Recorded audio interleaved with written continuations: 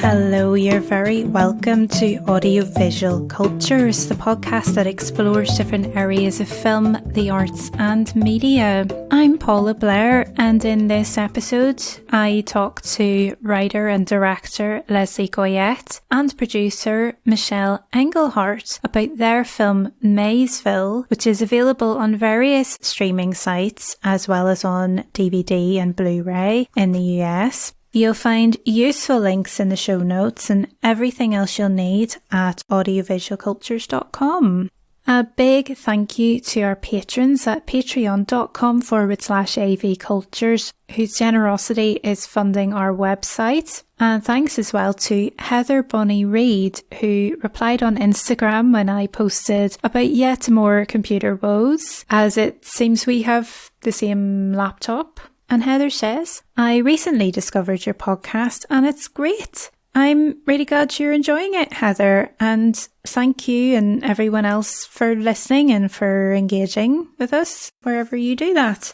So in today's discussion, we skirted around plot details for the film Maysville, but I think that it's fine for me to say that it is a tragic family and coming-of-age period drama set in Depression-era Appalachia. If you're not aware of it, it's a rural, mountainous area in the United States. Leslie and Michele take us through quite a lot of the production details, including, importantly, their experience with crowdfunding and simply asking for things. They told people what they needed, and they made a film that looks a lot more expensive than it is because of the kindness of the communities they were working with. And I think that's really pertinent for me because as living in Newcastle upon Tyne has taught me, shy bairns get out. You know, if you don't ask, you don't get. Leslie and Michele really show why it's important to just go for it, to just tell people, look, this is what we need to do this. What do you think? What can you do? We do mention some difficult topics around death, poverty and abusive behaviour, but there's also a lot of joy and hope that restores some faith in humanity in both the story of Maysville and the story of making Maysville, the movie. So I really hope you enjoy this one. It was just a really great conversation, and it was a real joy to meet Leslie and Michele as well. They're welcome back anytime. So I hope you get a lot out of it. I know I certainly did. Leslie Goyette and Michele Englehart, thank you so much for joining me on Audiovisual Cultures. We're going to discuss your independent film, Maysville. That's just so exciting. But just first of all, if it's okay, could I ask each of you to introduce yourselves a bit and to explain the roles each of you had in the film? If we start with Leslie, is that all right? And then we'll move to Michele. Sure. My name's Leslie Goyette. I was the writer and one of the producers and the director for the film. My amazing partner, Michele. Go ahead, Michele. So, yes, my name is Michele Englehart. I am a producer on Maysville. So Leslie and I teamed up to get the film made. I know that getting the film made at all was a huge achievement for both of you. So we'll try and learn a bit about that in a moment. But where did the story come from and why did you decide to tell it on film? We'll talk about the story itself in a bit, but I just wondered what were the origins of the story first of all? Well, the origins of the story, it's a coming of age story set in the 1920s in a part of the United States called Appalachia. Appalachia is a remote part of the United States. It's a very mountainous area. It's part of where I grew up. So that part of the country, it's a poverty-stricken area. And I kind of wanted to tell a story about things that I had seen and things that I had witnessed and growing up in that area. But I also wanted to take it back in time a little bit. Some of the characters are kind of very loosely based on people that I had interacted with throughout my life. Teddy and Willie, the two main characters early on in the film, are based on my sister and my relationship, the closeness that we had, the adventures that they have together, things like that. Those are all things that I did as a child with my sister. It's not by any means autobiographical.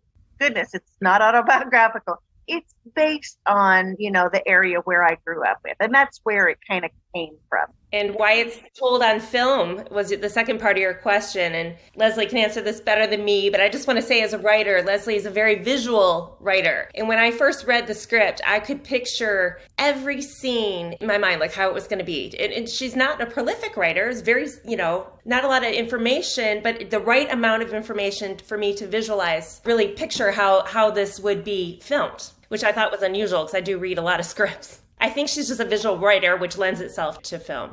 And then is that what really attracted you to producing it then, Michele? Was just you wanted to visualize that for Leslie? So we'll tell you the backstory. Please do. Because Leslie and I, we knew each other.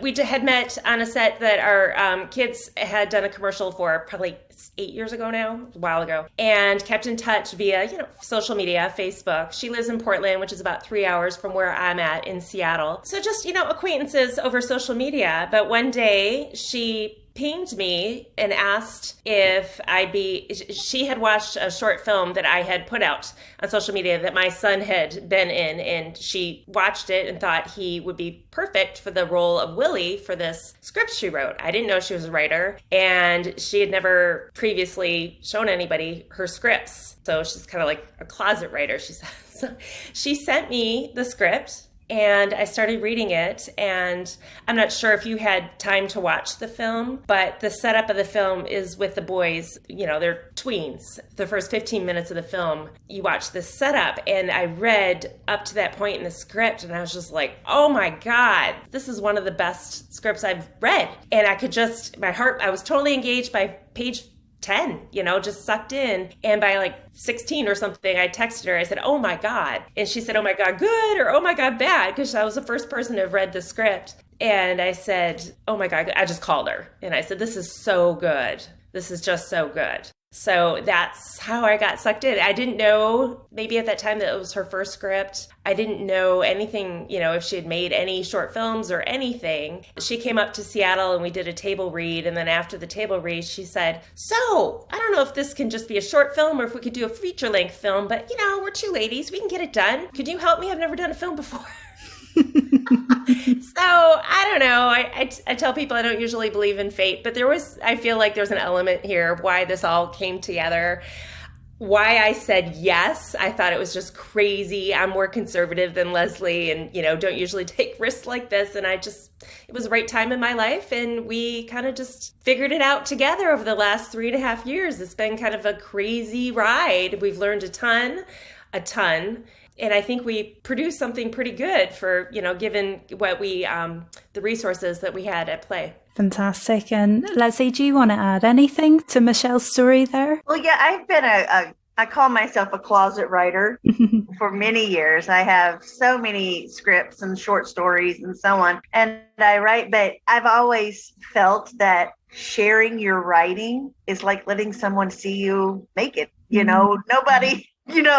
you just don't want to do that. And because it shows all your flaws, it shows, your inhibitions, it shows everything in your writing, and people can really judge you on your writing. So even though I love to write, I've never really shared my writing with anyone. So it was a big step for me to say, hey, I'm going to share something with you. And it was easier to share it with someone that I didn't know really well than it was to share with someone who I intimately know or care a lot about, because Michele could have been honest with me. Does that make sense? Michele had nothing vested. She could have hurt my feelings and said, well, thank you, but I don't think this is something for us right now. But her response was authentic and genuine, and she was very enthusiastic about the script. So that made me feel somewhat validated. I guess all writers maybe need some kind of validation before they take the next step. At least for me, it did. That's a really important story to tell, I think, because there's probably a lot of people out there like you who are sitting on work and they're too scared to share it with anyone. And that's a really great story of where it can actually work out if you take that leap into the abyss. So that's really great for people to hear, I hope. Yeah, I hope so. I hope, art is the most important thing. To me, art's the most important thing in the world because it brings joy, right? Whatever form of art there is, it brings joy and it sometimes being afraid to share your art keeps people from sharing it, and it may really resonate with someone. How then did you go from the idea and the script to actually getting it into production? Because I know that you went down the crowdfunding route. I'm sure there's a big story behind that as well. I think one of the smart moves we made is we carved out 6 months to see how much money we could raise, to see whether we could take on a feature-length film funding-wise, or whether we just might have enough money to do what we'd feel be to put forward a short film.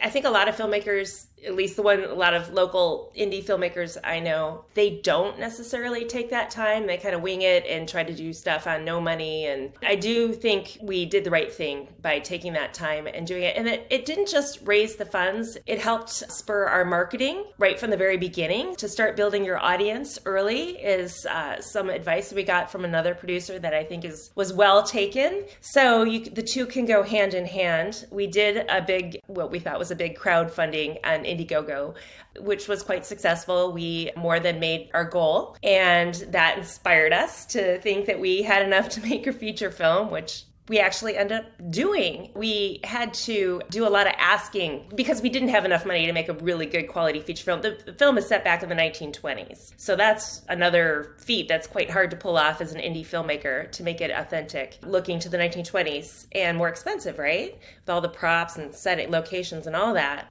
So in addition to, raising the money, we had to do a lot of asking of, hey, can you volunteer to let us use your vintage car? Yeah, we asked the towns. We found 2 historic towns next to each other for filming. We had to ask, their city council if we could use their public spaces. They gave it to us for free. Just about all the locations were given to us for free to use. The props, antiques, even an old tractor, the perfect old tractor we were looking for that actually looked new. We found a steam train. There's a local steam train that actually still operates down there, and we needed one for the film. They gave us the use of that for free. I mean, it was just almost ridiculous how much was just given to us just because we asked. So the combination of raising what we thought was enough money in conjunction with just getting out there and asking people. People are excited to make a film. This was in 2 towns that are pretty, not remote, but there's not a lot going on down there, and they are historic. And I think that a lot of people in those towns thought it was really cool that a film set back in the 20s was going to be made in their towns. So there's a lot of get up and go, a lot of goodwill down there that we found. And we also did a dinner fundraiser down there to raise money. That was the initial reason, but it actually did a lot more than that. It got that goodwill. It got the word out and the excitement out. A lot of the people down there became extras in the film. They're really excited about that. And some of them brought their own wardrobes and just got really into it. Even the fire chief, the chief at the fire station, helped us. We didn't have $1,600 to rent a rain machine. So he brought the fire truck and hooked up the hose, and we got one take. We got one shot on this one take, and he just sprayed the hose in the air and got the rain to come down on the actors, and it worked. We were so excited. We had shot the scene twice already with no rain. We're like, well, if it doesn't work, we'll have our backup, right? Yeah. So, and it was amazing just to see a community come together to try to make this project. Because when we were at the dinner, we just had a captive audience. And we asked people, we're like, this is what we need. This is what we need. This is what we need. This is what we need. And by the time we were done with that dinner, we had 2 people volunteer their barns to be burned down. And we were just asking kind of, oh, by the way, we need to burn down a barn. Does anyone have a barn we can burn down? We got 2 volunteers. Yeah, we were just kind of jokingly asking too. Wow. The thing that we learned in all of this is that at the end of the day, people want to help people. They do. It's just a lot of times people don't want to ask for help. So our motto became the power of the ask. Be authentic in your ask. Be truthful. Be honest. Let them know this is where I'm coming from. I don't have a budget where I can, give you money.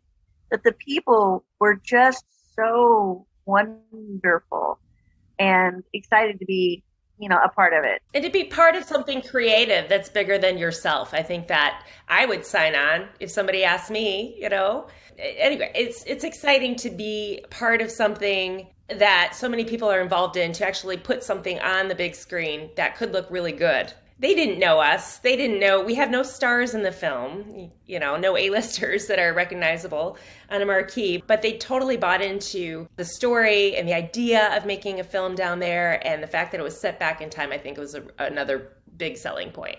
Okay. Oh, that's such a fantastic story. I just feel like there's the whole other side of this film as well. It's got a really beautiful story that it can circulate with. So I think then to get into more details about the film itself, as indicated very clearly by the title, the location is so important. And as you're saying, it's that community. And it's great to hear such a positive story around the making of the film, because I think the film itself deals with really very difficult issues and not so much of a community spirit going on, if I'm picking up on that right. So I was just wondering if you could help flesh out a bit more for any listeners, especially here in the UK. We're fed a lot of culture from the US, but the specific location and at that time that you're talking about, most of us are going to know absolutely nothing about that. So if it's okay, could you just help flesh that out a bit more for us? So Depression era, a very rural, very mountainous area, and then the sorts of issues that you're dealing with that, because, there's going to be a lot bubbling around that as well in terms of, because I think the suffrage movement was going on, and then there's a lot of racial problems, and then there's class issues as well that you've mentioned. So if you're happy to, maybe Leslie, could you just flesh that out a bit more, because that's your story as well that you're wanting to tell? Well, if we're going to talk about Appalachia, I do need to make sure that I preface that these are my people.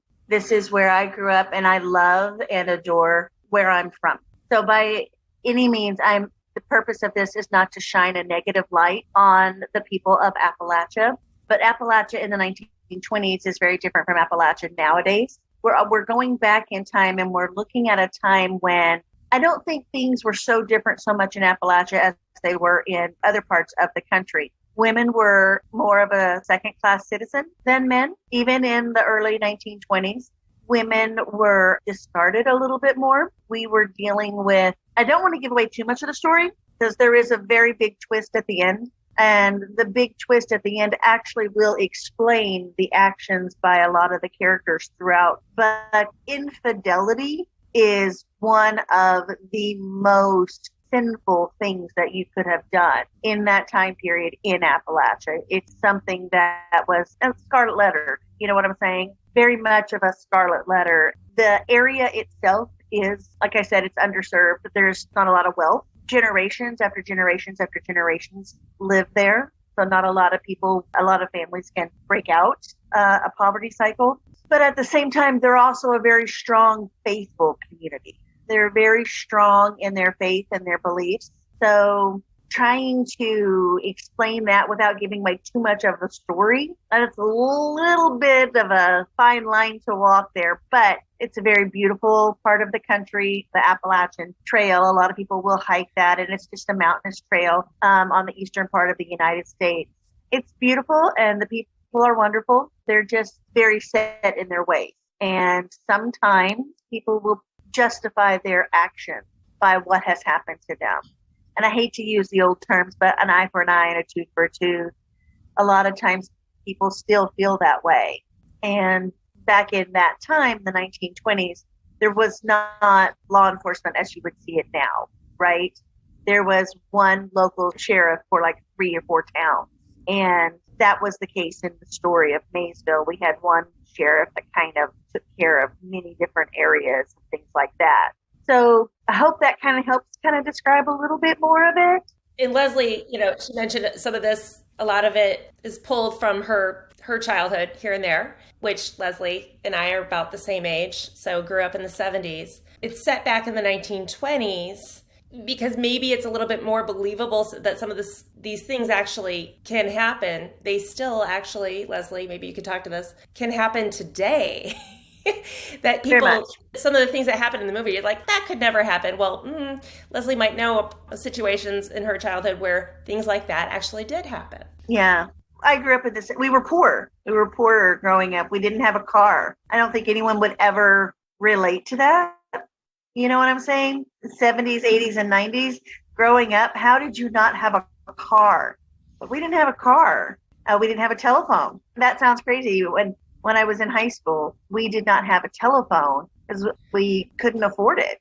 And having that, even though some of the things that you see, was in the 70s, 80s, and 90s, I took it back to the 20s because I just don't think that if I told a story in the 70s, 80s, and 90s, people nowadays would not believe that. People would not believe that. How does a family not have a telephone?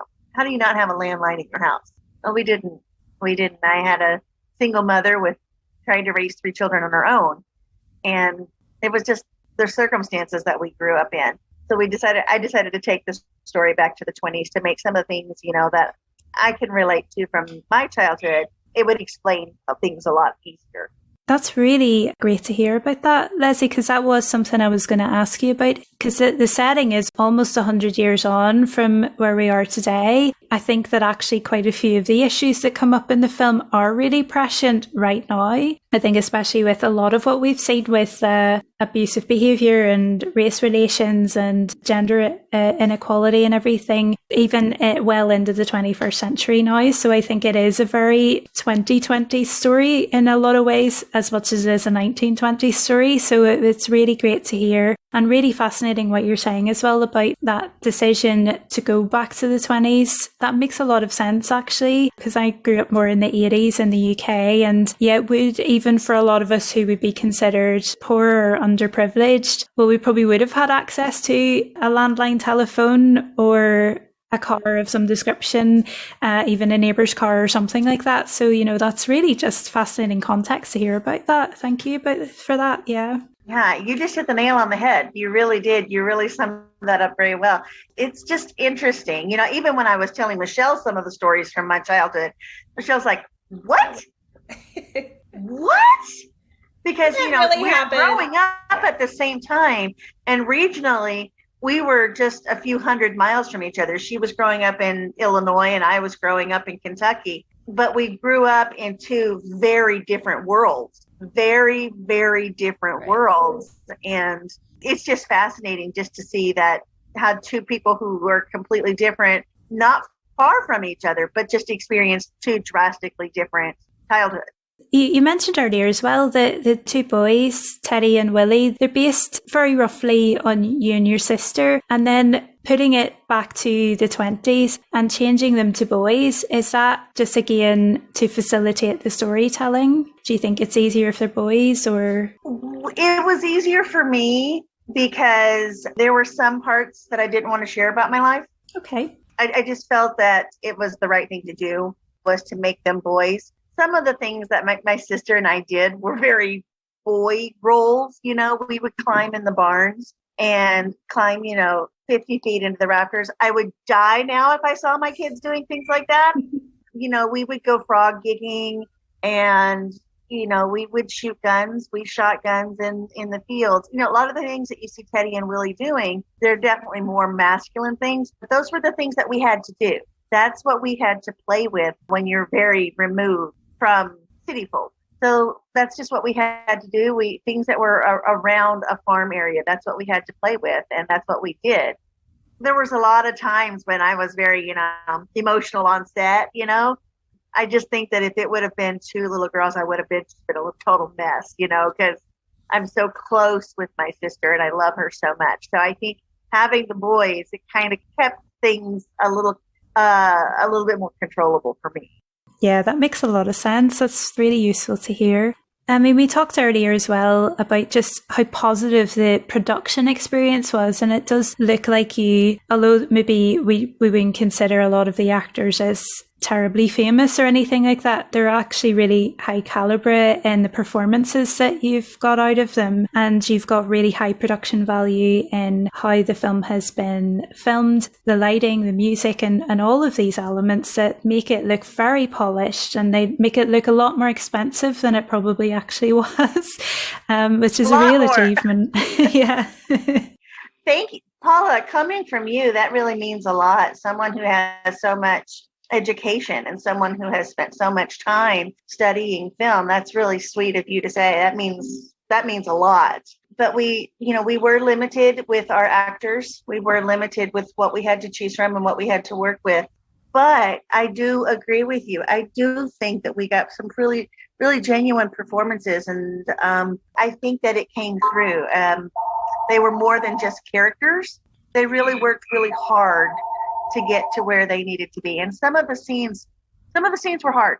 Some of the scenes were very hard, but I think they rose to the occasion. I do. And we wanted to make a film. And when I talked to Michele about this, I did not want to tell this story how a modern day director would tell a story. Stories nowadays are told very different than how were told when I was a kid. When my children watch films from my childhood, and I'm like, oh, this is Stand By Me, you're going to love it. Rob Reiner is great, blah, blah, blah. This is Ron Howard, and this is Joe Dante. And when I share with them, they think, oh, these look old. These look really old. And they're very much a narrative film, right? Whereas a more modern day film, a lot of modern day stories are told with inner dialogue of the characters. We mostly see reactions and we feel, and the audience is trying to see what is going through the mind of the characters, and it's not so spoon-fed to the audience. So Michele and I, we wanted to tell an old-fashioned story, not necessarily old-fashioned, but we wanted to tell it the way that we grew up watching movies. And that was the intent. So if you'll listen to the score is very much something you would have heard in the 80s and 90s. Someone brought up Out of Africa. It has a score from like Out of Africa or something like that. It has more of an epic sound to it than something that is a little bit more modern. And that was the look and the feel that we were going for from day one with our cinematographer and our composer. The film is getting really positive reviews wherever people are watching it. So could you point listeners towards where they can find it and any information that, as well out there that they can find about it? Maybe Michele, would you like to? Yeah, so it's on Amazon and it's on Tubi TV and it's on Google Play and YouTube. It's also being taken to the Cannes film market coming up. So we're excited to see if it hopefully can go somewhere via that avenue. And yeah, we're on Facebook. Maysville the Movie on Facebook is probably the best place to go on social media to find out the latest, what's going on with our film and the reviews. We post them there. Just all the press, everything is on our Facebook page. Did I miss anything, Leslie? I don't think so. Fantastic. Do either of you have anything you really want to add about the film? Because we've been tiptoeing around the story because we don't want to give too much away. But is there anything else you want to add about your experience in making it and the people that you worked with? Anything at all? Well, I think we kind of already said it, but just to reiterate the craziness of how, I mean, you mentioned the production value of the film and the good acting and all around. I think we really made a really solid looking film. That's the feedback we get, that it looks studio quality. If you knew our budget was less than US dollars. We say for the price of a new car, we made this film over the course of 3 years. And I'm biased, but I think it looks and feels and watches, it's amazing for what we spent. Mm-hmm. And I think, we're first-time filmmakers, never even made a short film before, and we did this and pulled it off. And so I think that's the story behind the story. Feedback, just in general, is that it's a really good story and beautifully told, and we just hope that people will watch it. And Leslie, I hope this gives you the confidence to get more of those scripts out of that closet.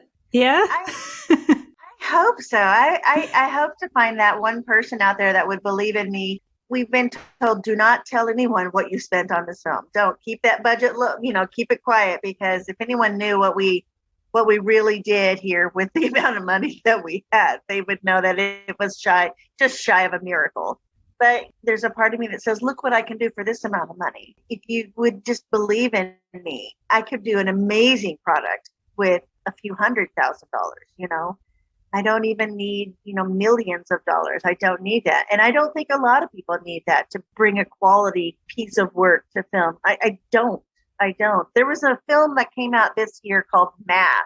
I don't know if you have heard of that or saw it, but it was just 4 actors in a room. That's it. And 4 incredible actors. And the film was done for $300,000. It just goes to prove that sometimes you can just have a good story. And if you have good performances, then just believe in someone, just believe in that director that they can deliver something. I would love to be able to find someone who would believe in Michele and I, because we have so many stories that we have we could share. They're very different from Maysville. Very different. I'm definitely more of I like Stephen King. Not necessarily horror, but I love thriller. I love to get people thinking. And I have 4 other scripts that I would love to hopefully someday do this crazy thing again. I think that's a fantastic message to finish on. I absolutely hear you. I just totally agree with everything that you're saying. Give people chances, give people resources, and look what they can achieve. So that's such an important message for this. And I just feel so privileged that you've both come on and talked about all of this and shared your story. And I hope that my tiny podcast can in some small way get that message out there as well for you.